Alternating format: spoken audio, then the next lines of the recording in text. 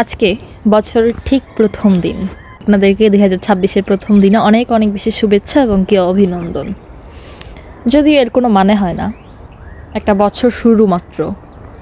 একটু চিন্তা করে দেখেন, 2025 থেকে 26 কিন্তু চলে এসেছে, 5-এর জায়গায় 6 চলে আসছে, কিন্তু আপনার জীবনটা যেমন আছে ঠিক তেমনই কিন্তু রয়ে গিয়েছে। কালকে রাতে যদি আমরা কেউ একটু নিজেকে উপলব্ধি করার জন্য বসতাম বা বসেছি যারা, তারা এতটুকু ফিল করতে পেরেছি বা এতটুকু অনুভব করেছি যে 25 থেকে 26 এক নিমিষে শেষ হয়ে গিয়েছে। আদৌ তো বিষয়টা কিন্তু এমন না।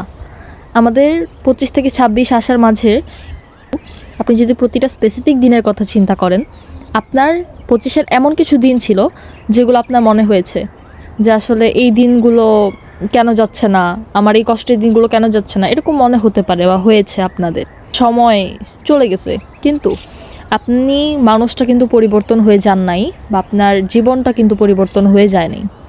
আপনার জীবনে একটু হলেও পরিবর্তন ঘটতো যদি আপনি প্রতিটা ক্ষণ আপনাকে আপডেট করতেন, আপগ্রেড করতেন, নিজে শিখতেন।